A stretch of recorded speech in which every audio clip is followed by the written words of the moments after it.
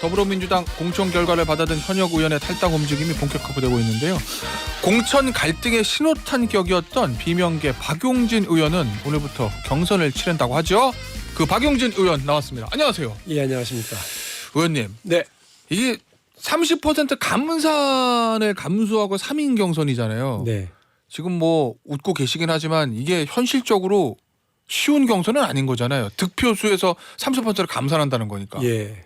내가 웃는 게 아니야. 네. 이런 노래 자락이 귓속에 맴도는데 예. 어렵죠. 어렵고 힘들지만 사실 뭐 당원과 국민들 믿는 수밖에 없고요. 예. 그러니까 제가 1차에 72%를 넘기지 못하면 경선은 무조건 하는 거고요. 예. 2차에 가서도 60%를 넘겨야 예. 이제 승리를 할 수 있는 좀 이상한 경선이 이제 되기는 했는데 야, 70% 60% 넘기는 게 예. 오늘부터 시작합니다. 오늘부터 이제 우리 강북구 주민 한 5만 명한테 예. 02로 시작하는 네. 서울 지역 일반 전화가 쭉 걸려올 건데요. 예.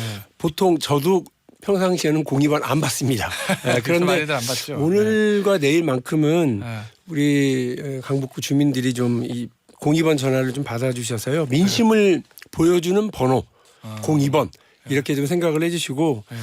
제가 뭐 늘 박용진을 지키고 민주당을 살려달라 했는데 예. 그 02번 전화를 받아서 투표에 참여해 주시는 것이 예. 민심을 보여주고 또 대반전과 기적을 만드는 길이 될 거다 이런 생각이 듭니다. 의원님. 네.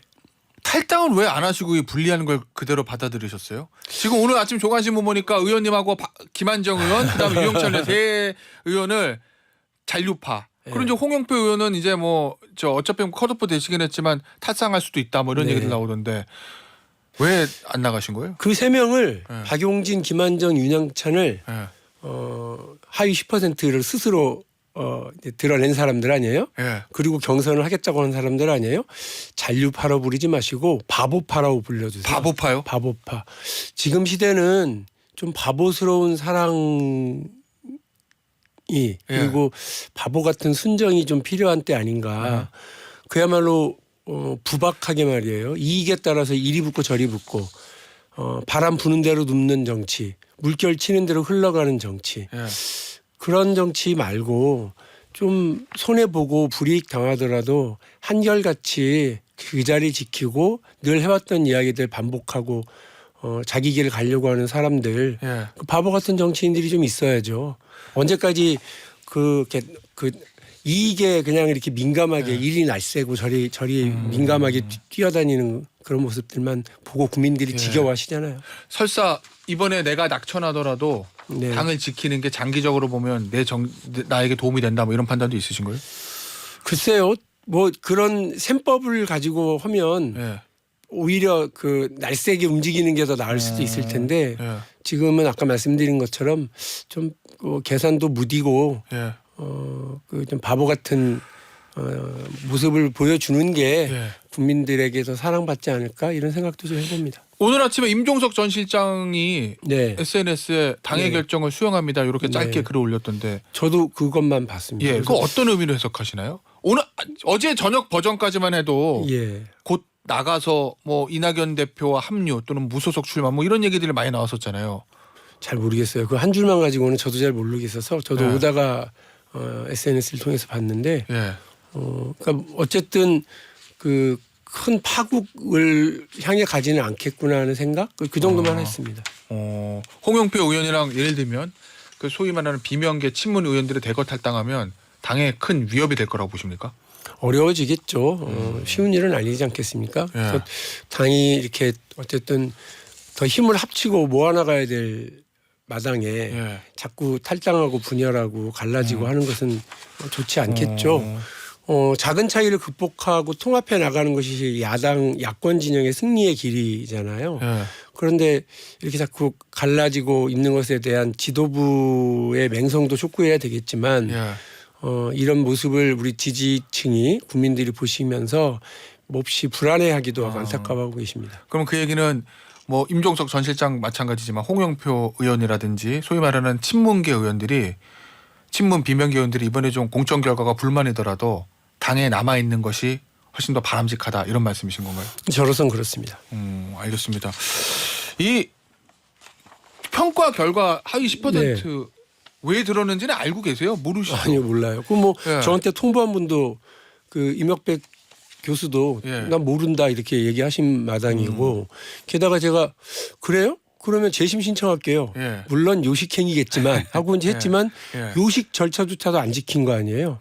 원래 이제 지금 공천관리위원회가 그 공직자 선출직 공직자 평가위원회의 결정에 예. 대해서 재심을 담당하는 기구예요. 그러니까 임혁백 교수가 재심위원장인 겁니다.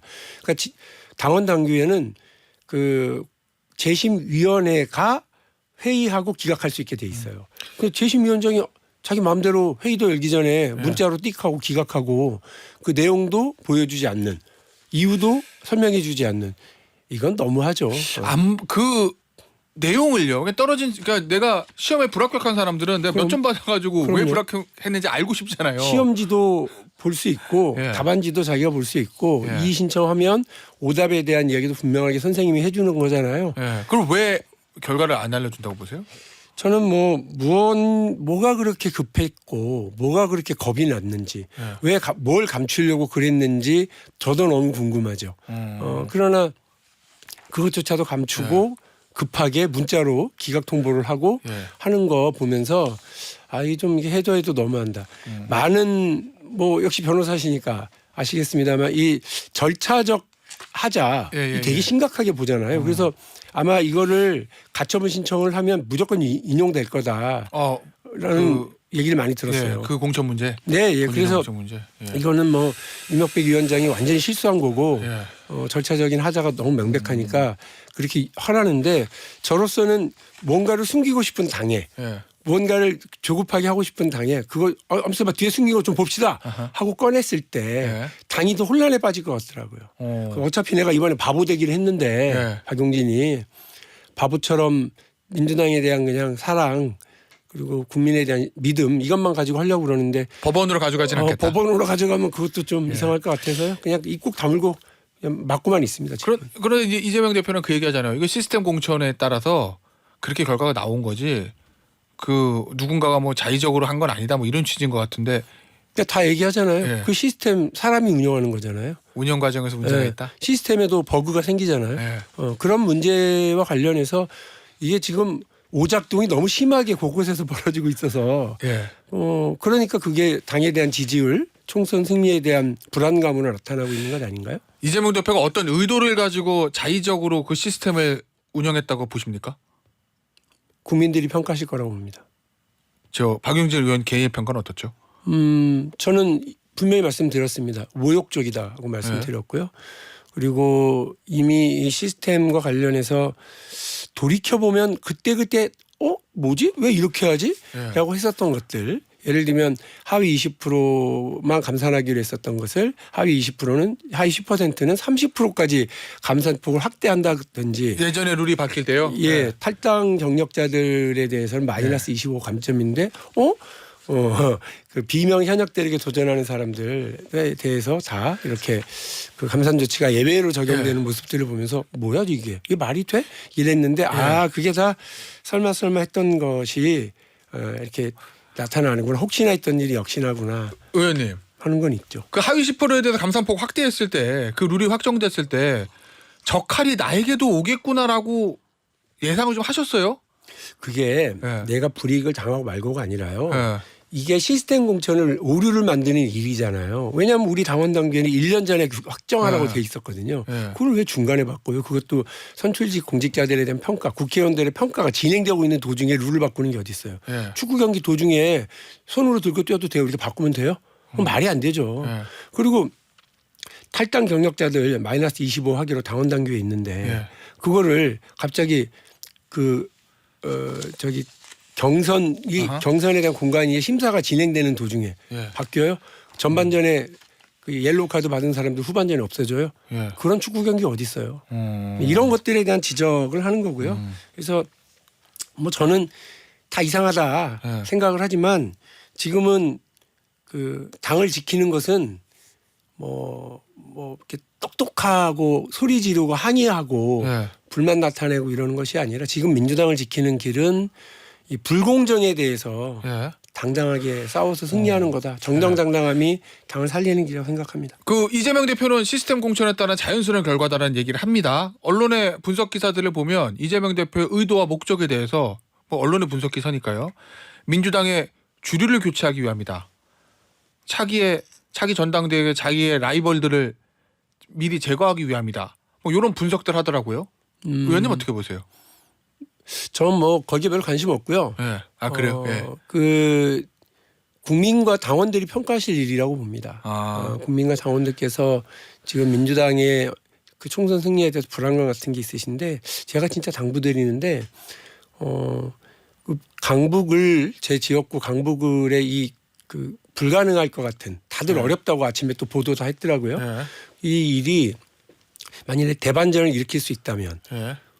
민주당은 지도부가 혹은 당 대표가 잘못된 선택, 잘못된 결과를 만들어내도 당원들과 지지자들이 그것을 바로잡는 역동성이 있네. 예. 그리고 이런 걸 바로잡을 수 있는 열정과 에너지가 보이네. 예. 와 그러면 그 민주당도 아직은 쓸만하구나. 그리고 민주당이 총선 승리를 해서 윤석열 정부의 심판의 주역이 될 수 있고 예. 다음 정권 교체를 할 만한 가능성과 그런 자격이 있겠구나라고 평가하실 거라고 봐요. 국민들께서. 그래서 서울 강북을에서의 우리 당원들과 국민들의 역할이 되게 크고 오늘 말씀드린 것처럼 02번 예. 그 전화 꼭 받으셔서 이 대반전에 대한 주인공들로 좀 나서주시면 좋겠습니다. 알겠습니다. 저 이명백 공관위원장은요 이런 얘기 하더라고요. 혁신 통합 공천으로 승기를 잡겠다.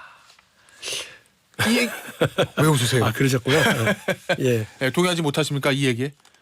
그 본인 원래 저 공천 관리와 관련해서의 네. 평가는 나중에 하는 거잖아요. 선거 네. 결과를 가지고 네. 본인이 이렇게 자화자찬 본인은 자화자찬하시는 역할이 아니고요. 예. 그야말로 엄정하고 중립적이고 아주 날카로운 이런 결정들을 좀 해주셔야 될 분이잖아요. 근데 네. 지금 이제 결과를 보면 뭐 비판적인 얘기입니다만 민주당의 이른바 당권파로 불리는 분들은 다 단수 공천 받았더만요. 예. 아 뭐 그렇더라고요. 예. 그 우연인지 필연인지. 예. 우연이라고 보세요? 필연이라고 아니 보세요? 그분들 축하드립니다. 그리고 그래요? 예. 그런 일을 해주신 이명백 교수님도 감사합니다. 예, 알겠습니다. 아니 또 이런 분석들도 있더라고요. 이게 뭐 공천 갈등이 있고 뭐 언론에서 뭐 친명행제, 비명행사 뭐 이런 저 프레임을 만들어도 결국 공천이 다 끝나고 본선 기간에 되면 윤석열 정권에 대한 심판, 정권 심판론이 크게 작동할 거기 때문에 그렇기 때문에 총선 전선에는 이상이 없을 거다라는 게 민주당 지도부의 분석이다라는 기사들도 있던데 그 분석은 어떻게 보세요? 근데 그렇게 하려면 사실은 그 축구로 계속 제가 예를 들면 그 연습 경기 맨날 지고 네. 못해도 본 게임 들어가서 이기면 되지 그렇게 말을 하면 되나요? 연습 게임부터 차분차분히 체력 훈련부터 잘 다져야 그 경기에 들어가서 승리할 수 있는 체력도 되고 기술도 되고 시스템도 되는 것 아니에요? 근데 그 과정 전반이 훈련 과정 전반이 이렇게 엉망으로 됐을 경우에 승리의 가능성이 많이 줄잖아요. 그걸 우려하는 거거든요. 그래서 물론 이렇게 본선 가서 악착같이 악바리 정신으로 열심히 하면 되죠. 네. 저도 거기에 기여하겠습니다만 승리를 위해서 기여하겠습니다만 혹시 본인이 공천을 못 받더라도 그렇습니다. 예. 제가 계속 말씀드리잖아요. 박용진은 그냥 바보파다.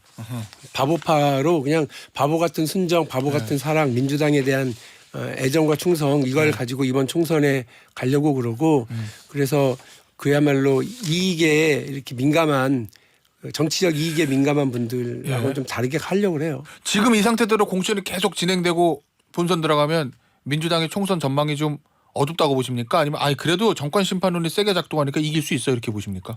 저는 자만하면 안 된다고 봅니다. 그러니까 지금도 여전히 윤석열 정부에 대한 분노는 있는데 민주당의 공천 과정에서의 이 혼란함이 그러한 무능과 심판에 대한 분노 이런 것들을 흐트러뜨리고 있는 것 아닌가. 오히려 민주당이 중심이 되어야 되는데 민주당이 그 통합의 중심이 되고 있지 못한 것이 아닌가 하는 우려가 있는 거거든요.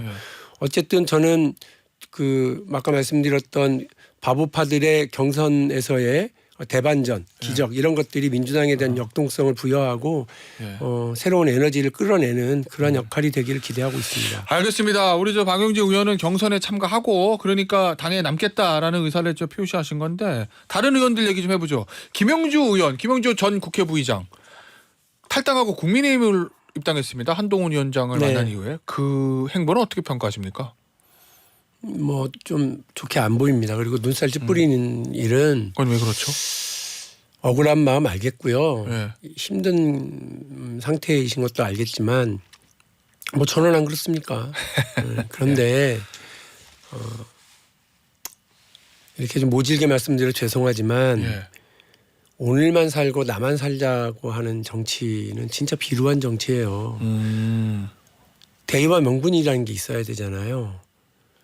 근데 민주당에서 이렇게 뭐 탈당하겠다고 하는 분이 생기니까 이게 웬 떡이냐 싶어서 달려드는 한동훈 비대위원장도 그렇고 때는 이때다 하고 이렇게 바로 손잡아 버리는 모습을 보이는 이상민 전 의원이나 김영주 의원님이나 저로서는 뭐 눈살 찌푸리게 하는 일이다라고 생각합니다. 알겠습니다. 자, 그러면 다른 의원들은요. 예를 들면 서른 의원의 탈당은 어떻게 평가하세요? 서른 의원 같은 경우에는 저 새로운 미래하고 민주연합 세력, 민주연합 요 세력화 논의에 들어갔다 이런 보도도 있던데. 적어도 서른 의원님이나 뭐 이런 분들께서는 그 민주당을 탈당하기는 했지만 예. 그 범야 진영을 이탈하시는 건 아니잖아요. 예. 그러니까 지금 김영주 의원님과는 전혀 다른 선택인다고 저는 봅니다. 결이 다르다. 예. 그러면 김영주 의원은 왜 국민의힘으로 갔다고 보십니까? 저야 모르죠. 근데 뭐 중도 확장 뭐 이런 얘기를 하신 걸로 제가 예, 뭐 들었는데. 한동훈 위원장이 뭐 중도 확장 의지에 공감했다 뭐 이런 취지의 얘기를 했어요. 그 어느 나라 중도 시민들을 얘기하시는 거예요? 대한민국 시민들? 대한민국 시민들 김건희 특검 이걸 요구하는 분들이 그렇게 많은데 그분들의 요구 내팽개 쳐버리는 게 한동훈 비대위원장 아니에요? 그리고 지금의 여당 아니에요? 그분들하고 무슨 중도 확장을 꾀하고 어느 중도 시민들과 함께 대한민국의 미래를 꿈꾸시려고요? 저는 그 말도 되지 않는 일이라고 생각을 하고 예. 김건희 이름 석자 입에도 못 올리고 예. 그 명품백 디올백 이름도 못 올려서 파우치라고 불리는 사람들이 무슨 중도 확장과 민심을 얘기합니까? 그리고 거기 가서 무슨 정치를 새롭게 해요. 알겠습니다. 김건희 여사 특검법에 대한 말씀도 좀 해주셨고 이 홍영표 네. 의원 탈당 가시화됐다는 보도도 있는데 뭐 봐야 되겠죠. 임종석 전 실장은 남아있기로 한 것 같으니까 이 당 바깥에서 진짜 민주당 하겠다는 분들이 새로운 미래를 중심한 세력들이잖아요. 그분들한테 뭔가 해줄 말씀 있으신가요? 근데 새로운 미래가 당을 이제 새로 만들고 나간 지도 좀 시간이 됐는데 그분들로부터 대한민국의 새로운 미래의 조짐을 본 게 없잖아요. 아무 얘기도 없이 민주당에서 언제 그냥 감 떨어지나 이게 뭔가 이렇게 주워가려고 하는 자세만 보이고 계시는데 정치는 그렇게 하는 거 아니잖아요. 예. 그러니까 국민들에게 뭔가 비전을 제시하고 자신들의 계획을 얘기해서 좀 미련스러워 보이더라도 뚜벅뚜벅 그걸 뭐 보여줘야 되는데 그렇지 못하신 게 오히려 안타깝습니다. 알겠습니다. 오늘 저 민주당 강북을 현역 의원인 저 박용진 의원 이야기 좀 들어봤는데요. 민주당 강북을 경선에 참여하고 있는 다른 예비 후보들 정봉주 전 의원 그리고 아마 이승은 변호사 이 두 예비 후보들의 얘기도 기회가 되면 저희가 더 들어보는 시간을 가지도록 하겠습니다. 오늘 인터뷰는 여기서 마무리하도록 하죠. 더불어민주당 박용진 의원이었습니다. 감사합니다. 네, 고맙습니다.